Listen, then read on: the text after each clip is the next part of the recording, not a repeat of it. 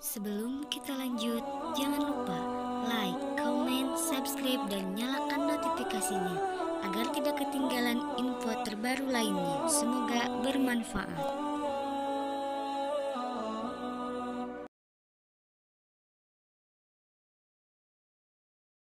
Oke, mungkin nanti bisa ditambahi teman saya tadi ada yang udah mau undung ya. Jadi begini Bang, ini terakhir dari saya. Kalau begitu Abang tidak bisa membuktikan secara langsung data dalam Al-Quran bahwasanya Nabi Isa itu menikah. Oke lah, nggak apa-apa lah, tapi tolonglah kalau memang tidak ada datanya secara real di Al-Quran atau hadis Nabi Isa itu menikah, tolonglah jangan dikatakan Yesus itu menikah. Oke, terima kasih teman saya, silakan. Oke, jadi Bang Suma, kita kembali kepada poin yang tadi. Bagaimana cinta kepada Tuhan itu, mumpung saya ada data Bang Suma. Ya, jadi itu di Matius 10 ayat yang ke-37. Saya bacakannya Bang Suma. Barang siapa mengasihi bapak atau ibunya lebih daripadaku, berarti mengasihi bapak, orang tua lebih daripada Tuhan, ia tidak layak bagiku, ia tidak layak bagi Tuhan. Dan barang siapa mengasihi anaknya laki-laki atau perempuan lebih daripada Tuhan, ya, lebih daripadaku, ia tidak layak bagiku. Barang siapa tidak memikul salibnya dan mengikuti aku, ia tidak layak bagiku. Ya, bahkan dikatakan di sini, barang siapa mempertahankan nyawanya, ia akan kehilangan nyawanya. Dan barang siapa kehilangan nyawanya karena aku, ia akan memperolehnya. Nah, Bang Suma, di sini kecintaan kami kepada Tuhan itu kami dituntut untuk lebih daripada orang-orang yang bahkan lebih dekat kepada kami. Kami dituntut seperti itu. Saya kasih contoh. Apabila orang tua saya memerintahkan saya sesuatu yang tidak sesuai dengan firman Tuhan, saya akan menolak untuk melakukannya. Karena kecintaan saya kepada Tuhan itu lebih daripada orang tua saya, atau lebih dari orang yang terdekat sama saya. Nah, orang tua kan kebanyakan memikirkan bagaimana kebahagiaan anak-anaknya, bagaimana anaknya ini bisa bahagia, sehingga orang tua pasti dia tidak akan menerima apabila anaknya ini memutuskan untuk mengikuti Tuhan, ya kan? Dia sudah pasti tahu mengikuti Tuhan kan pasti dia akan menderita karena dia tidak bekerja untuk menghasilkan uang. Itu contoh kecil. Berarti sudah pasti orang tua mengarahkannya untuk, oh jangan kerja ikut Tuhan, Anda harus bekerja di perusahaan, ya kan? Nah, disitulah letak bagaimana kami harus mengambil satu komitmen bahwa kami harus cinta kepada orang tua lebih daripada Tuhan, atau kami cinta kepada Tuhan lebih daripada kepada orang tua. Itu maksud ayat itu. Nah, saya ingin tahu kalau di Bang Suma itu bagaimana meletakkan apabila saat Bang Suma dihadapkan dengan kedua pilihan tadi, yaitu orang yang terdekat dan kepada Tuhan. Itu apa yang Bang Suma lakukan menurut keimanan Bang Suma? Silakan. Iya. Kalau di Islam itu tidak bisa dipisahkan, karena justru ketaatan kami kepada kedua orang tua kami adalah cerminan cinta kami kepada Tuhan kami, karena Tuhan kami yang memerintahkan untuk kami cinta dan memelihara kedua orang tua kami. Nah, bagaimana kalau misalnya orang tua kami beda akidah? Allah Subhanahu wa taala justru menerangkan, wa in jahadaka ala an tusyrika bi ma laysa laka bihi ilm fala tuti'huma wa sahibuhuma fid dunya ma'rufan. Jika kedua orang tuamu memaksamu untuk menyembah selain daripada aku, maka jangan engkau mentaati atas perintah itu, dan pergaulilah keduanya di dunia dengan perbuatan baik. Nah itu. Jadi Tuhan pencipta langit dan bumi yang mewahyukan Al-Quran mengatakan bahwa kamu harus menjaga hubunganmu dengan kedua orang tuamu. Bahkan dikatakan, jangan kamu berkata kepadanya. Imma yablughanna indakal kibar ahaduhuma aw kilahuma fala takul lahuma uffin. Nah itu dia. Jangan kau berkata dan jangan kamu membentak keduanya. Akan tetapi wa qul lahuma qaulan karima. Ucapkanlah kepada keduanya perkataan-perkataan yang baik. Ini perintah. Perintah untuk menghormat sehormat-hormatnya kepada kedua orang tua. Itu di Islam. Kalau dia murtad atau dia beda agama, kata Allah, jika keduanya memaksamu untuk menyekutukan aku dengan sesuatu yang engkau tidak mempunyai ilmu tentang itu, maka janganlah engkau mentaati hal tersebut. Akan tetapi tetaplah pergauli kedua orang tuamu ini di dunia dengan ma'ruf, dengan baik. Al-Quran surah Luqman ayat 14 ayat 15. Jadi taat cinta kepada Allah tidak bisa dipisahkan dengan cinta kepada orang tua. Baik dia itu Islam atau dia tidak Islam, tetap kami wajib hukumnya mencintai kedua orang tua. Tak ada yang bisa memisahkan itu. Allah tidak memisahkan, Allah tidak membenci. Seperti yang saudara bacakan, apabila dia tidak orang datang kepadaku tidak membenci ibunya, istrinya, ayahnya. Kalau di Islam itu tidak pakai yang kayak gitu, Bang. Maaf, silakan. Oke, terima kasih Bang Suma. Tapi di sini saya lebih masuk yaitu tadi Bang Suma mengatakan bahwa apabila kita mengasihi orang tua kita, mencintainya, itu harus bersama-sama. Ya, itu saya setuju. Tapi di sini saya lebih masuk lagi Bang Suma. Yaitu tadi di satu sisi Bang Suma sudah sedikit mengakui bahwa di lain sisi orang tua Bang Suma misalnya beda iman. Bang Suma tidak boleh mengikuti. Ya kan? Nah, berarti wujud ketaatan Bang Suma itu tidak ada juga. Berarti Bang Suma juga secara tidak langsung tidak mengasihi orang tua Bang Suma. Kalau saya mengatakan hal demikian. Nah, saya akan maju lagi Bang Suma. Ini tertulis di sini ya, di Matius 10 juga. Itu kita bisa lihat dari ayat 28. Dan jika kamu takut kepada mereka yang dapat membunuh tubuh, tetapi yang tidak berkuasa membunuh jiwa, ya, takutlah terutama kepada Dia atau kepada Tuhannya yang berkuasa membinasakan baik jiwa maupun tubuh di dalam neraka. Ya. Jadi kami diajarkan untuk tidak khawatir ya. Di ayat 29-nya tidak boleh khawatir tentang apapun itu. Karena burung di udara pun itu dipelihara Tuhan ya.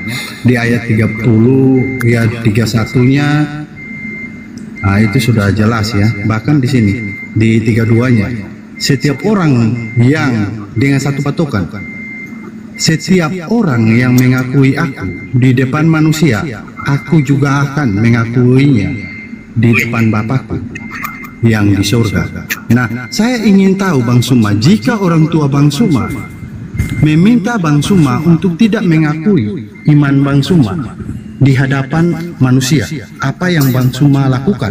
Apakah Bang Suma lebih memilih untuk taat kepada orang tua Bang Suma karena kecintaan Bang Suma kepada orang tua Bang Suma, atau Bang Suma memilih untuk lebih taat kepada Tuhan, atau Bang Suma memilih untuk lebih taat kepada dua-duanya, yaitu orang tua Bang Suma suruh mengakui di depan manusia, tapi karena di saat itu ya karena orang tua Bang Suma yang meminta, ya Bang Suma supaya taat kepada orang tua Bang Suma mengakui bahwa oh Bang Suma tidak cinta kepada Tuhan. Nah, karena Bang Suma memilih taat kepada orang tua.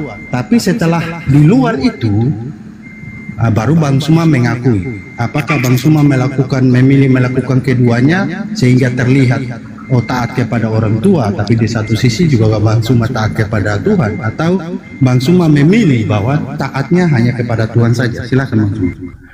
Oke, baik. Tadi saya rasa sudah cukup di dalam Al-Quran surah Luqman. Di situ dijelaskan wasainal insan biwalidai hamalatsu ummuhu wahnan ala wahnin, dan seterusnya. Kami perintahkan kepada manusia agar berbuat baik kepada kedua orang tuanya. Ini perintah Allah. Jadi perintah Tuhan itu harus kita taati untuk berbuat baik. Jadi ketika kita berbuat baik kepada kedua orang tua, itu sama halnya kita taati, kita kasih, kita cintai Tuhan kita. Karena itu adalah perintah Tuhan kita untuk mencintai kedua orang tua kita. Nah, bagaimana kalau orang tua kita itu beda keyakinan? Apa kata Allah? Perlakukan mereka fit dunya ma'rufan. Lakukan hubungan kepada keduanya dengan perbuatan yang baik. Pergauli mereka dengan perbuatan-perbuatan yang ma'ruf. Itu perintah Al-Quran. Beda akidah, orang tua kita bisa taat atas segala perintah-perintah yang lain. Kita boleh kemudian hidup bersama dengan beliau. Tapi yang satu itu kita tidak bisa. Karena lakum dinukum waliyadin. Engkau ayahku, engkau ibuku, tetapi kita beda keyakinan. Pada saat aku sholat, aku sholat. Pada saat engkau gereja, silakan gereja. Itu Al-Quran. Itu Al-Quran. Nah, sedangkan mohon maaf, yang saya pelajari selama saya belajar tentang Kristologi, di dalam kitabnya orang Yahudi, Ulangan 13 nomor 6. Dan seterusnya, apabila saudaramu laki-laki, anak ibumu, anak laki-laki, atau anakmu perempuan, atau istrimu sendiri, atau sahabat karibmu sendiri, ibumu, ayahmu, membujukmu, diam-diam, katanya mari kita menyembah kepada Tuhan lain. Apa kata dalil di situ? Bunuhlah dia. Pertama-tama tanganmu sendiri yang bergerak untuk membunuh dia. Kemudian seluruh rakyat harus mengikutinya. Ini perintah, Bung, di dalam Bible, tapi bukan kitabnya saudara. Itu kitabnya di Kristen Yahudi. Terjemahannya aja yang Anda pakai. Ulangan 13, apabila anak ibumu, istrimu maksudnya, saudaramu laki-laki, anakmu laki-laki, anakmu perempuan, istrimu sendiri, atau sahabat karibmu membujuk engkau diam-diam, maka jangan kamu mengikuti dia, tetapi bunuhlah dia. Bang Juma. Itu dalil. Iya. Bang Juma. Iya bang. Di sini kita membahas tentang kitab kita masing-masing, Bang. Tapi iya. Sorry. Membahas kitab orang lain. Oke, sorry. Saya fokus, Bang. Oke, siap. Bang Rame, saya ambil sebentar, Bang, ya. Jadi di sini ini kita masuk ke tema sebentar, Bang Juma, ya. Oke, silakan. Nah, ini tema yang saya buat di sini kan, siapa yang bisa mengampuni dosa? Tentu jawabannya adalah Tuhan. Sepakat kan, Bang? Sepakat. Ya. Jadi di sini kan selalu saya minta 3 hal di sini sesuai dengan kitab suci kita masing-masing.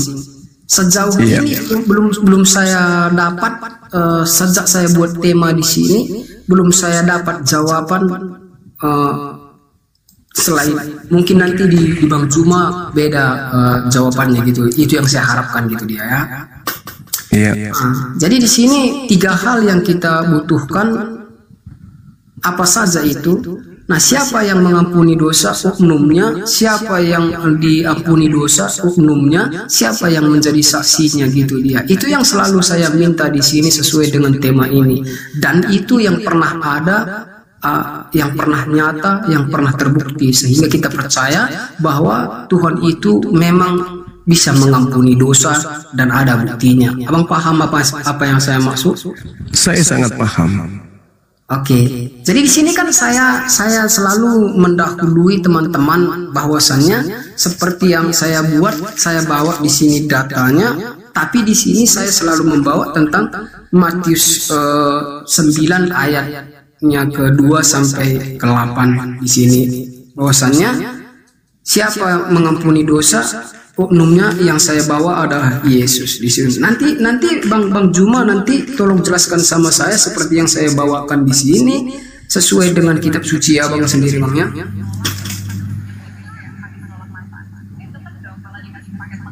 Oke, di sini apa ketiga hal itu yang saya bawa di sini saya akan bacakan. Kita tidak perlu berbantah-bantahan, tetapi sesuai yang ada saja kita kasih bang. Cuma paham bang? Iya, silakan bang. Saya ikut aja. Selama nggak ada hujatan, berarti saya sambil tiduran. Lanjut. Oke, bentar. Sebelum kamu baca tappingan di itu ajaran Islam atau apa itu?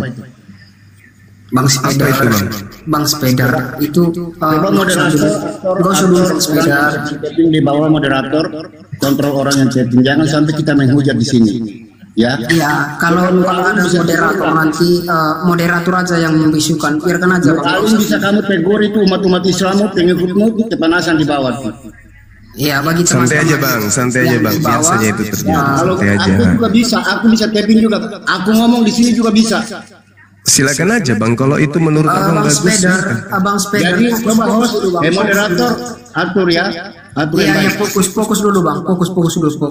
Karena kita di sini mau santai, kita fokus dulu. Bebas siapapun nanti yang bernarasi, bebas semua teman-temannya. Minta nanti siapa saja mau bernarasi.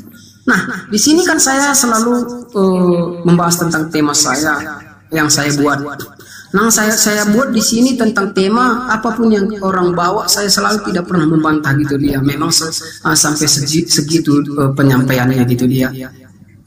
Yang saya bawa di sini adalah Matius 9 ayat 2 sampai 8.